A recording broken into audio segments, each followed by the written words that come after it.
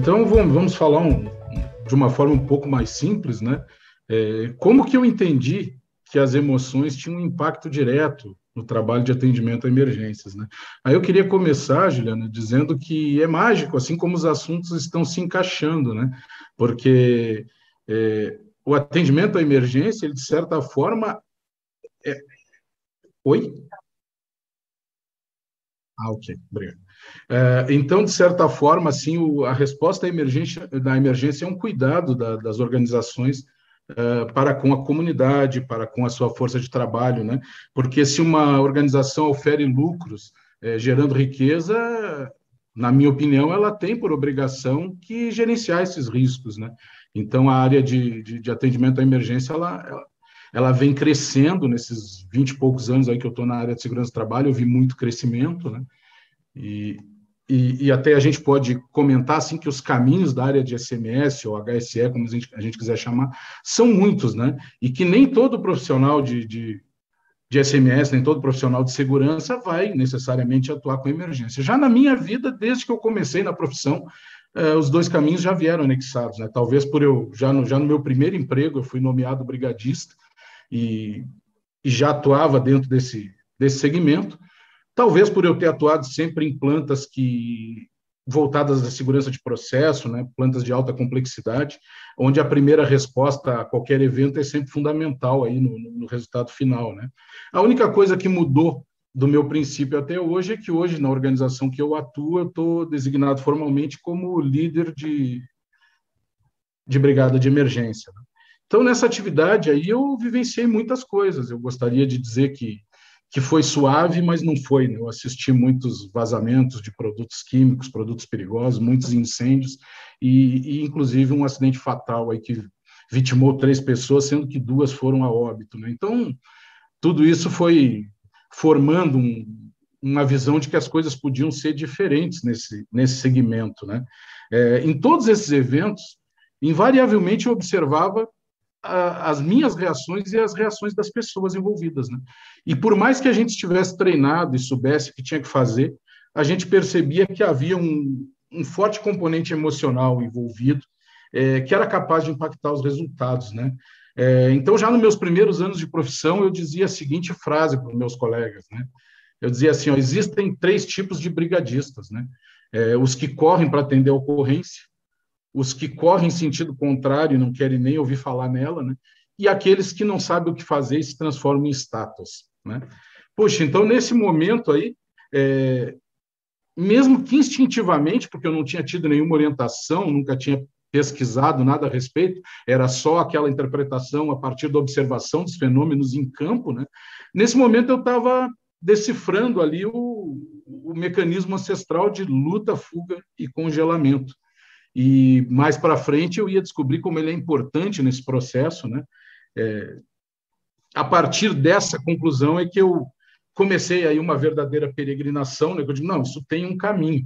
Comecei a pesquisar e aí foram várias oportunidades, várias formações, e eu não posso deixar de citar aqui um trabalho muito importante, que foi um trabalho feito para Defesa Civil de Curitiba. Eu fui membro da Defesa Civil por um tempo, e foi feito um trabalho da Faculdade Evangélica, com orientação da professora Solange Machado, que era um trabalho de primeiros socorros psicológicos para ser ministrado para as eventuais vítimas em atendimentos à Defesa Civil. E esse foi o ponto de partida. A partir do momento que eu fiz esse treinamento, que era um curso de extensão, eu busquei adaptar ele para a realidade em que eu trabalhava e comecei uma pesquisa que não parou mais até os dias de hoje.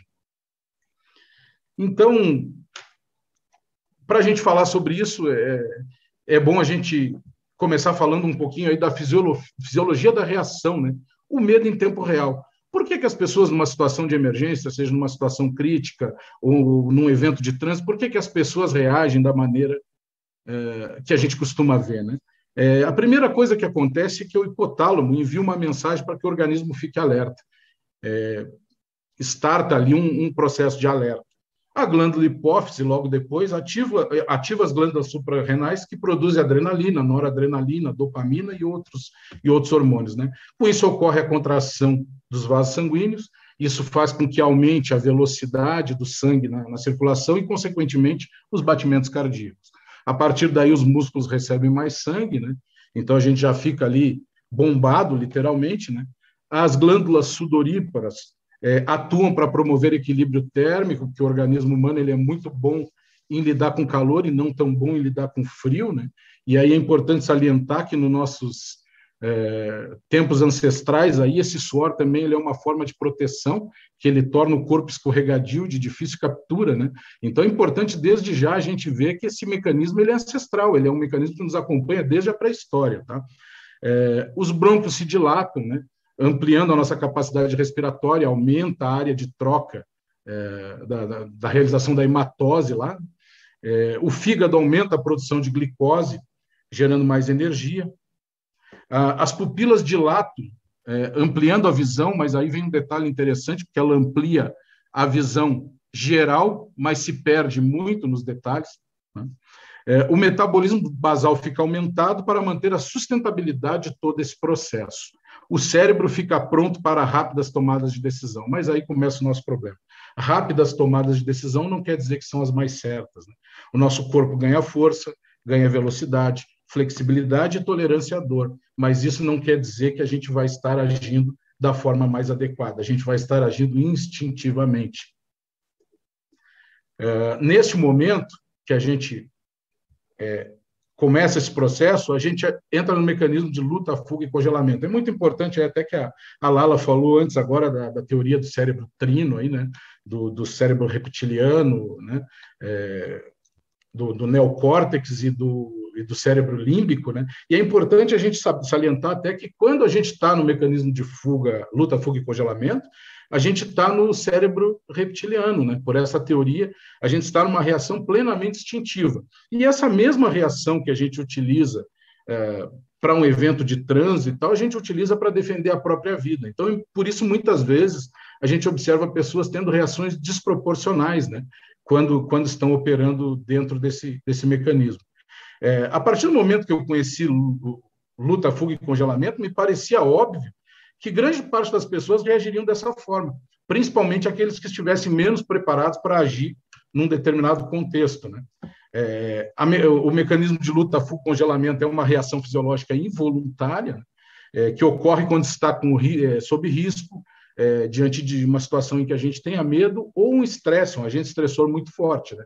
Ela é comum a diversos animais, principalmente aí os mamíferos. É muito normal que os mamíferos se comportem dessa maneira.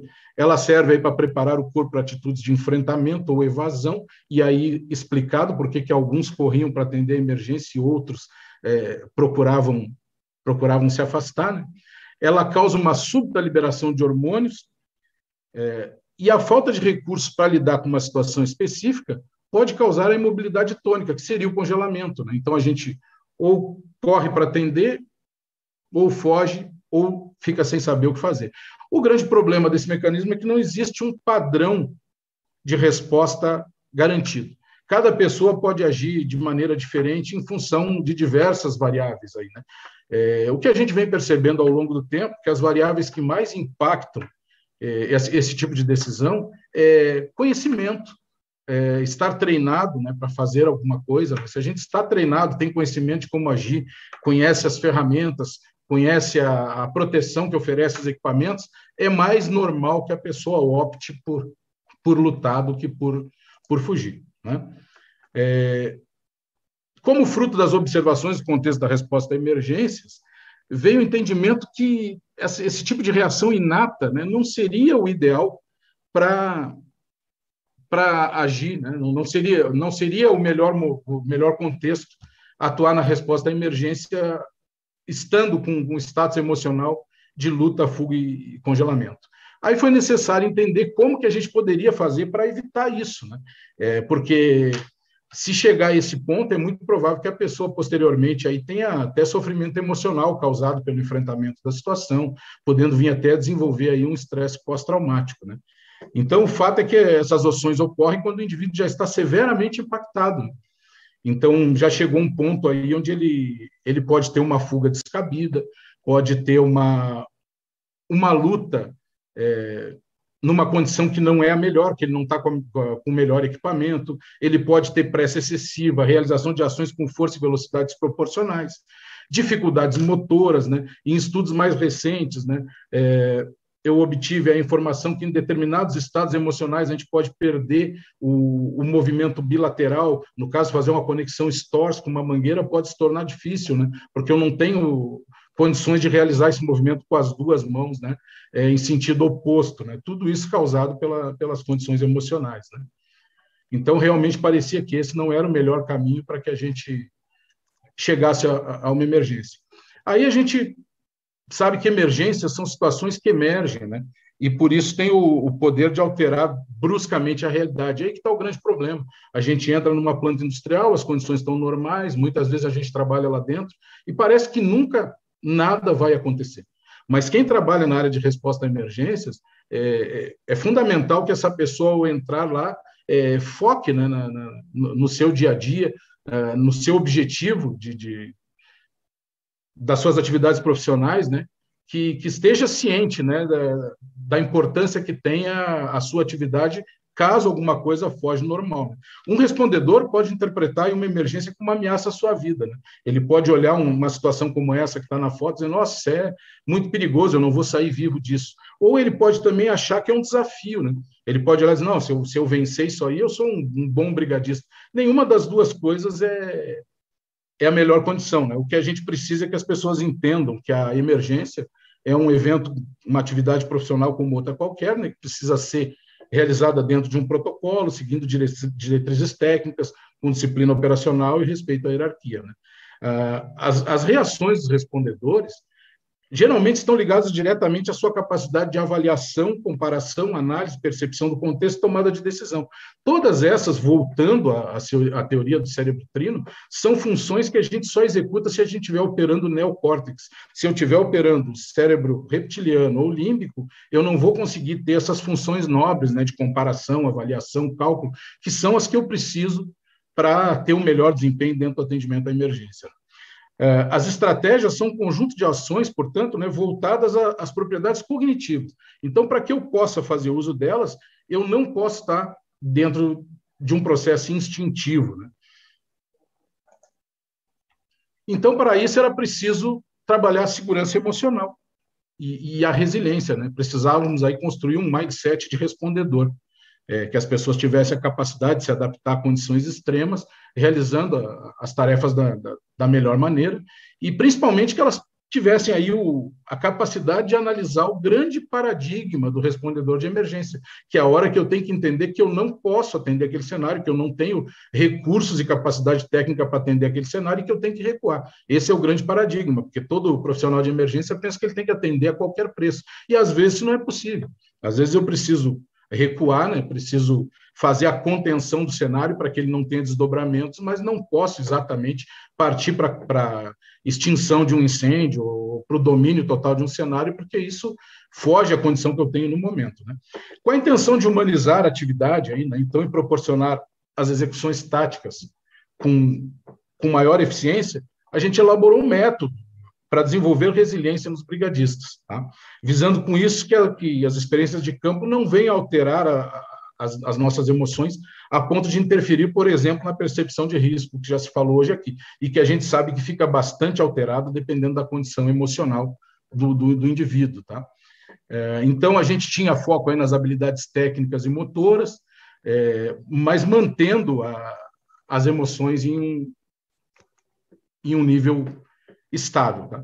Para tanto, aí primeiro foi preciso instruir os brigadistas quanto à fisiologia do estresse e seus efeitos, e nas técnicas de controle para autoaplicação e aplicáveis ao outro, né? As técnicas, elas são simples e intuitivas, não tem nada de novo, é tudo coisa que a gente já faz no nosso dia a dia. Muitas vezes a gente começa a explicar essas técnicas e as pessoas dizem assim, mas isso aí eu já pratico. Sim, o mérito do programa é apenas distribuir essas abordagens de forma direcionada e com fácil aplicação, mas não tem nada de novo, tá? Tudo são coisas que, historicamente, a gente já vem praticando dentro da sociedade. Então, nós vamos falar agora um pouquinho das abordagens de intervenções. Abordagens de intervenções são um conjunto de atitudes capazes de promover o bem-estar, a estabilização emocional e induzir a resiliência em pessoas submetidas a fortes emoções.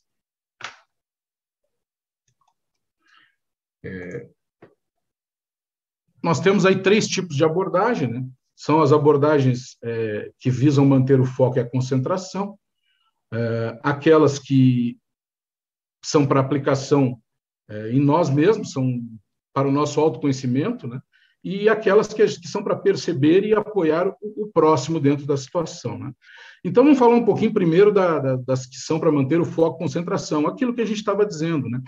Todo dia, quando a gente chega no nosso universo industrial, se somos respondedores de emergência, ou se estamos em um ambiente onde as emergências não são desejadas, mas são possíveis, né?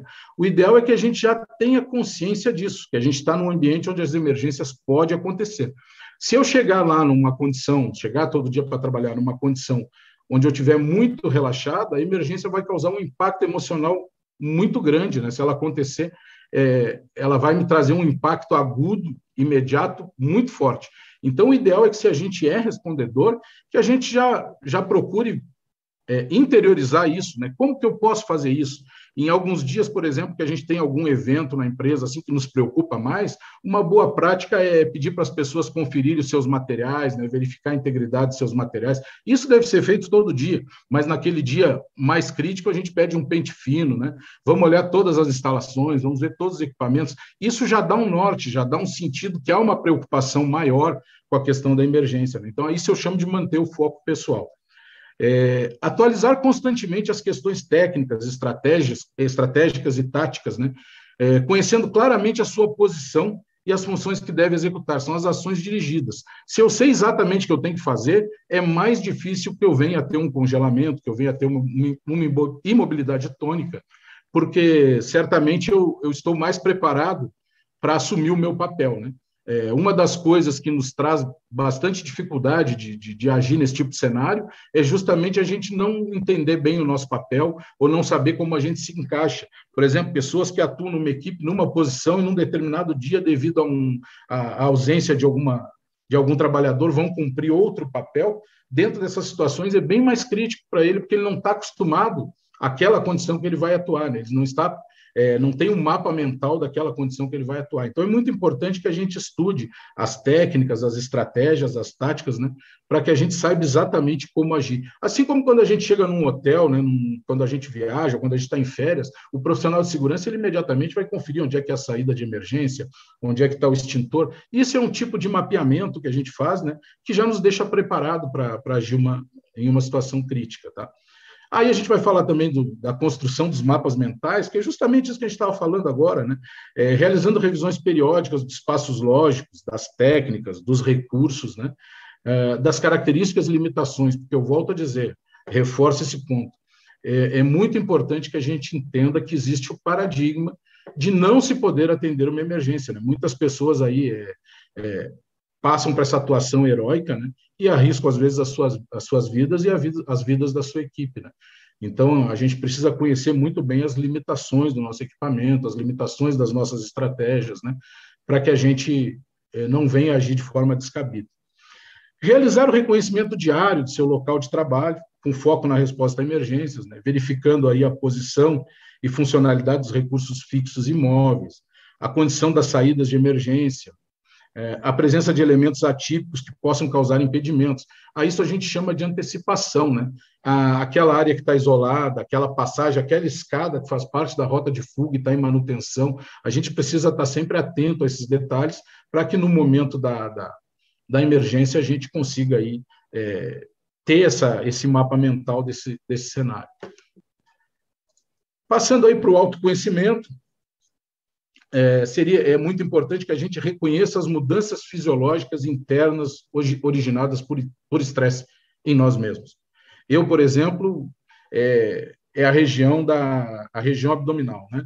A gente tem um feixe nervoso importante na região do estômago, né? E qualquer coisa que acontece que altera assim a minha condição emocional, eu direto já sinto o abdômen. Então é muito importante que a gente reconheça isso em nós mesmos. Tem gente que tem formigamento nos pés, nas mãos, tem gente que tem a famosa veia no pescoço, né? Aquela que salta quando a gente está sob estresse. Né? Então, a gente tem que reconhecer, porque se a gente antecipar, o estresse ele é bastante traiçoeiro. Né?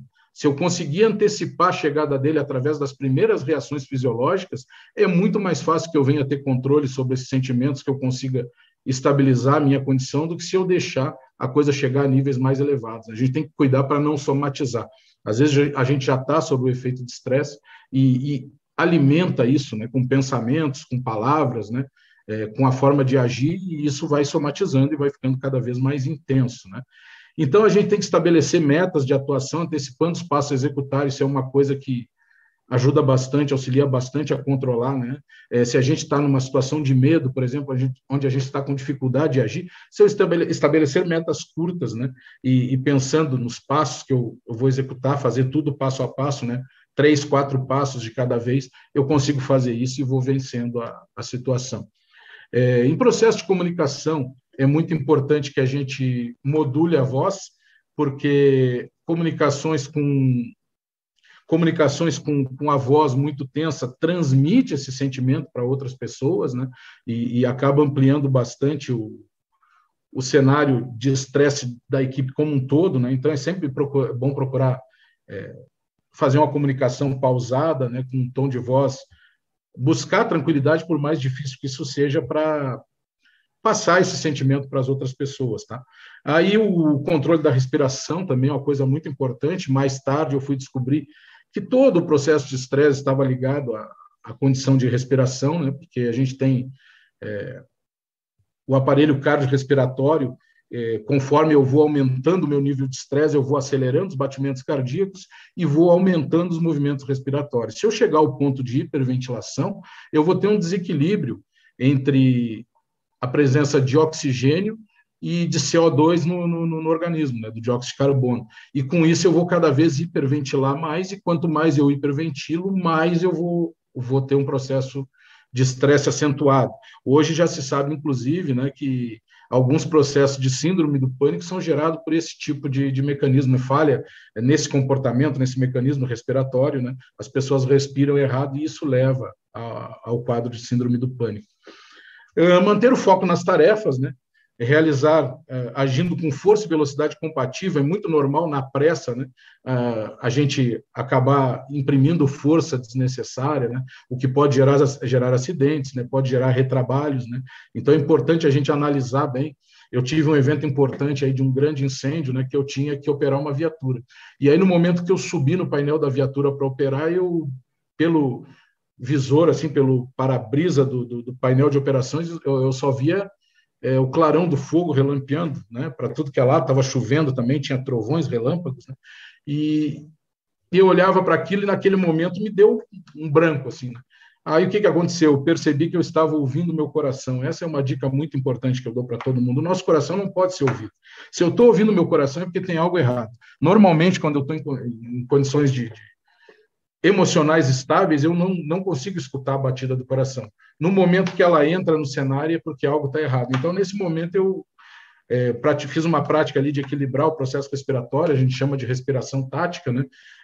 Faz uma contagem para inspirar e uma contagem para expirar, igualando os tempos, e com isso a gente consegue recuperar o equilíbrio ali de oxigênio e dióxido de carbono, e o coração tende a reduzir o batimento. A gente primeiro reduz os movimentos respiratórios e, posteriormente, acaba com isso também, reduzindo os batimentos cardíacos e melhora a nossa condição operacional, tá? Então, reforçar mentalmente aí elementos capazes de gerar sentimentos de suporte, bem-estar e confiança, né? Lembrar sempre daquele treinamento que a gente fez, lembrar que a gente sabe como faz, né? Lembrar que a equipe que está trabalhando com a gente é forte. Interiorizar esse tipo de pensamento aumenta a nossa capacidade, a nossa confiança, né? Hoje se fala, inclusive, nas posições de poder, né?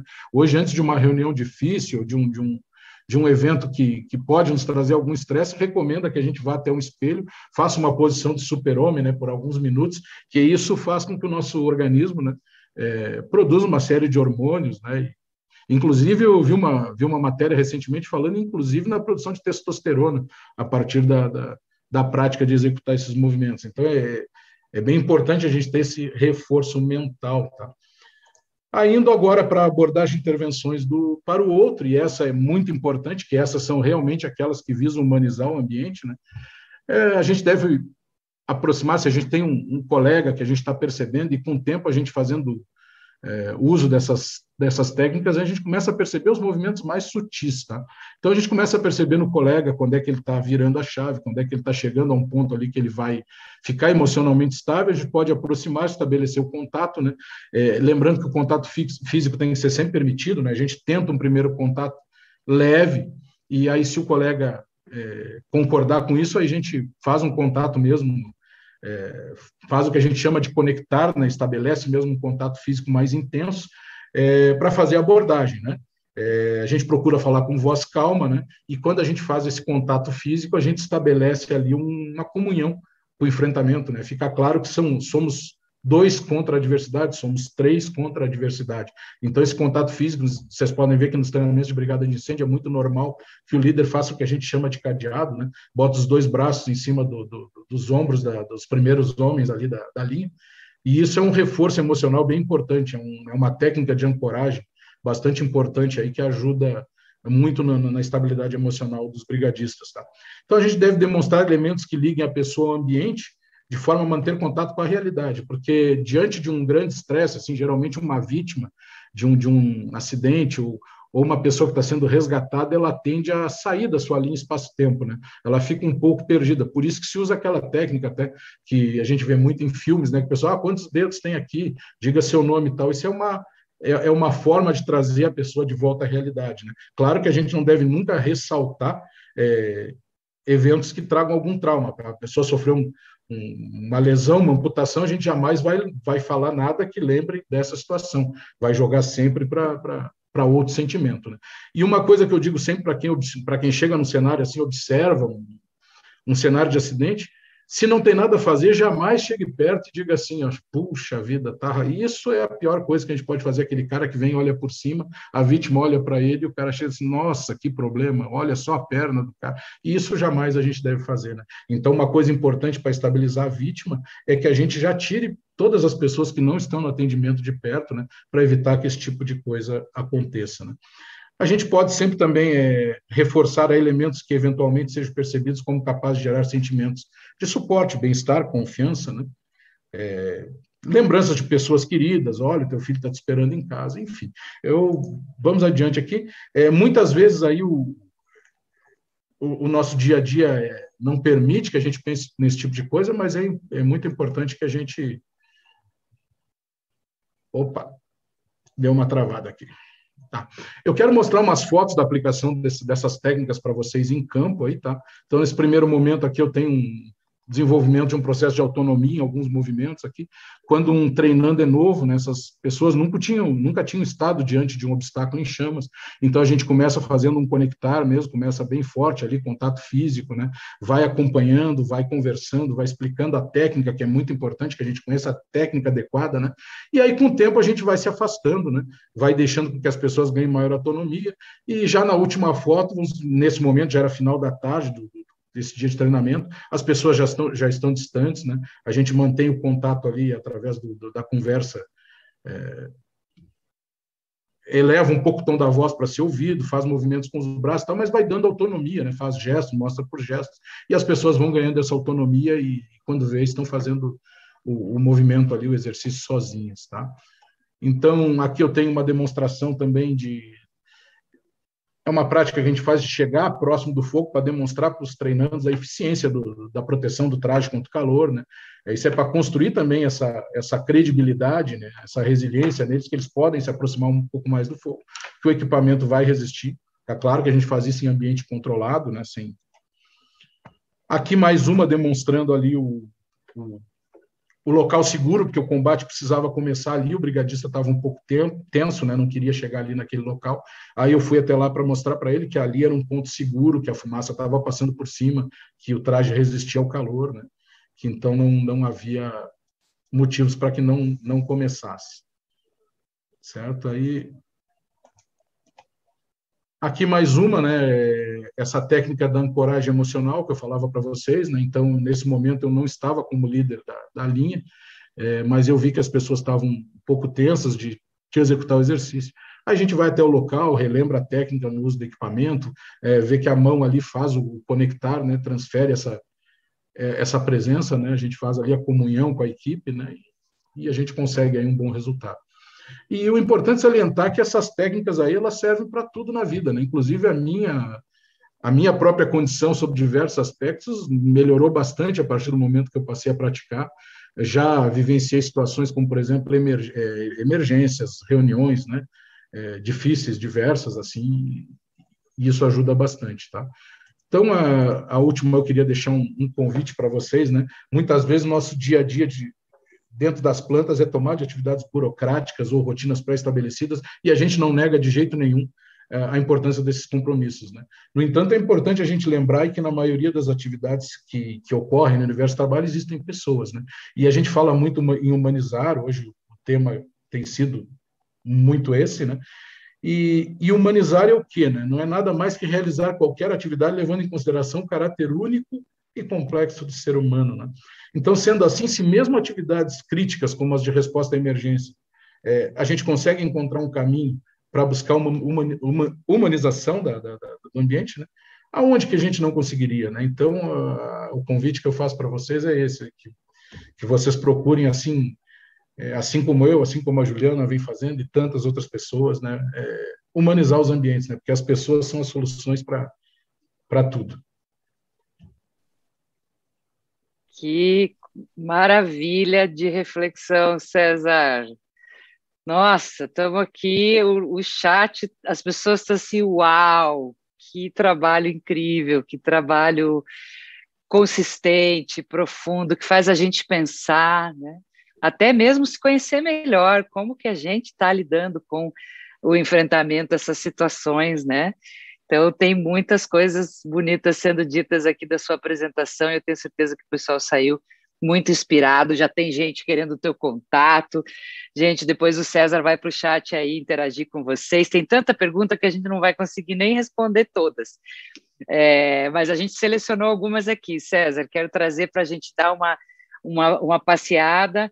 A gente tem tempo curto, mas a gente quer privilegiar aqui algumas perguntas que são muito legais e que complementam todo esse ensinamento, todas essas informações fantásticas que você compartilhou. O Caio Pimenta diz assim: devido à conformidade, os simulados são muito detalhadamente planejados e ordenados, mas o contexto comum nas emergências é o caos. O que fazer para simular o caos e extrair da realidade esse aprendizado? Uma super pergunta do Caio. Grata, Caio. Caio, boa noite, Caio. Eu concordo contigo, eu não gosto de show mulado, não, tá? Show mulado não é um negócio legal, não. Inclusive, tivemos alguns simulados aqui recentemente, na unidade que eu trabalho, onde que eu fiz até algumas críticas justamente sobre isso, né? A situação de emergência, ela basicamente, ela traz o inesperado, né? E por isso mesmo que os procedimentos são todos relativos, né? A gente nunca vai ter um procedimento perfeito, porque uma emergência nunca é igual a outra, né? Então, a gente tem que procurar mesmo, eu gosto muito do efeito surpresa, cara, sabe? Não divulgar muito o cenário que vai acontecer, né?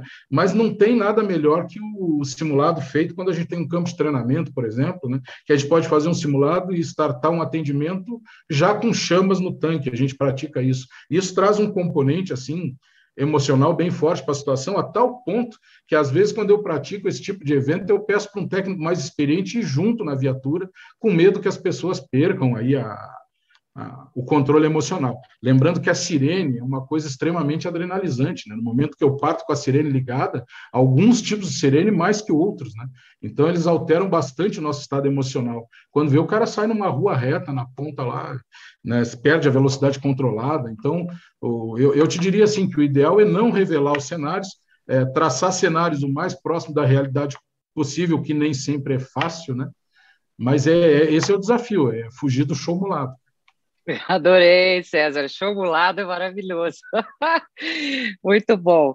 A Fabiane Silva diz assim: César, há algum processo seletivo para brigadista pautado por essa tua abordagem? Olha, na verdade, o processo seletivo, não chegamos a esse nível não estamos no estado da arte, seria muito bom, né? Se a gente pudesse, né, ter um trabalho de seleção, né, baseado nesse tipo de contexto, mas não, ainda não temos, Fabiane. Agora, sim, o que a gente faz muito é exercitar os nossos sentidos na percepção do brigadista, né? E se a gente vê que alguma pessoa tem uma condição diferente da outra, a gente já cuida de quais atividades, né? Já dosa a atividade que ele vai realizar, né? Controla mais a exposição dessa pessoa a determinadas situações. Muito legal, César. César, tem várias outras perguntas e inquietações ali do pessoal no chat. A gente vai partir agora para um intervalinho de 5 minutos, e logo em seguida a gente vai ter a apresentação do Hugo sobre o Learning Teams e vamos migrar aí para um momento com o Cláudio Tebas também. Fica aí com a gente que tem muita coisa legal. César, para me despedir de você, eu quero primeiro te pedir para mostrar sua camiseta. Sim, essa foi difícil, né, Juliana? Porque para o meu tamanho não é fácil, mas eu estou com ela aqui. Mas para o meu tamanho foi um desafio muito grande para a Peita aí, que honrosamente cumpriu, né? Não é fácil. Inclusivo. A gente é inclusivo, César. Com certeza ia dar certo. Muito feliz. Do meu tamanho é fácil. Muito feliz de ter você nessa roda aí do cuidado. É um trato nosso.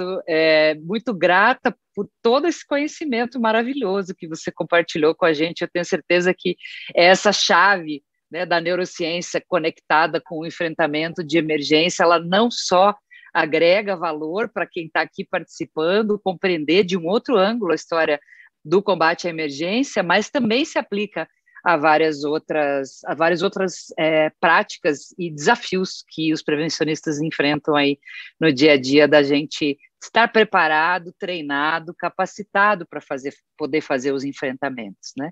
Isso não significa que as realidades vão ser sempre as mesmas, não significa que a realidade vive dentro do protocolo, pelo contrário, mas existe um papel importante aí para a preparação, o aprendizado e a humanização, como você colocou. Eu saio encantada e muito grata aí da nossa conversa. Obrigada, César.